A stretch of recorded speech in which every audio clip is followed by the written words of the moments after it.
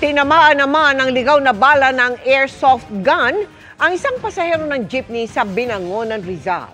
At dahil hindi lang umano siyang nabiktima ng parehong insidente, may panawagan na sa munisipyo na kumpiskahin ang air gun. Nakatutok si Joseph Moro. Nakabaon pa rin ng bala sa likod ni Claudette Jacobo malapit sa kanyang gulugod. Kita sa t-shirt na ito na suot niya nitong Biyernes kung saan tumagos ang bala.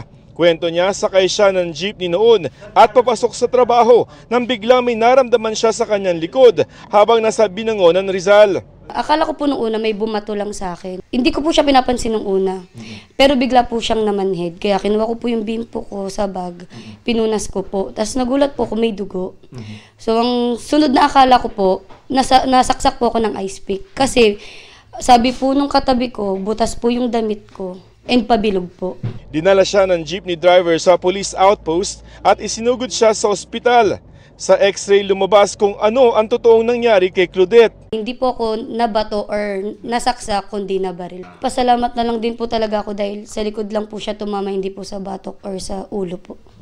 Dahil sabi din po sa akin nung police, kung tumama yun sa ulo ko or sa batok ko, baka wala na po ako ngayon. Dito sa bahaging ito ng Tagpos National Road sa Binangonan, Rizal nangyari yung insidente. Umaga, papasok pa lamang sa trabaho si Claudette kaya maraming pa siguro mga sasakyan at tao. Pero palaisipan pa rin sa kanya hanggang ngayon kung saan ang galing at sino ang namaril nung umagang yun.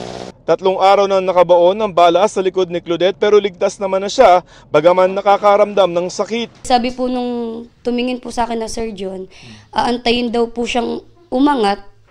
Then, tsaka lang po siya ooperahin or tatanggalin po. Ang hirap po kumilos dahil lalo po ngayon malamig, kumikirot po siya. Ang sabi po sa akin, basta daw po naturukan ako ng anti-tetano and tuloy-tuloy daw po yung antibiotics ko, wala naman daw pong masamang mangyayari. Sa isang text message ayon sa Binangonan Municipal Police Station, bala ng airsoft gun o pellet daw ang tumama kay Claudette.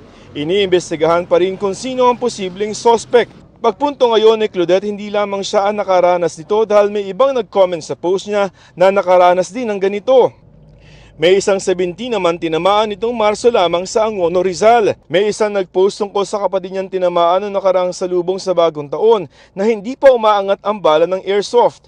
Dahil sa Binangonan din nangyari na nawagan sila sa munisipyo na mangumpiska ng airgun. Baka may mga nantitrip. Ang pakiusap ko po na sana mabigyan po ng hustisya yung nangyari po sa akin.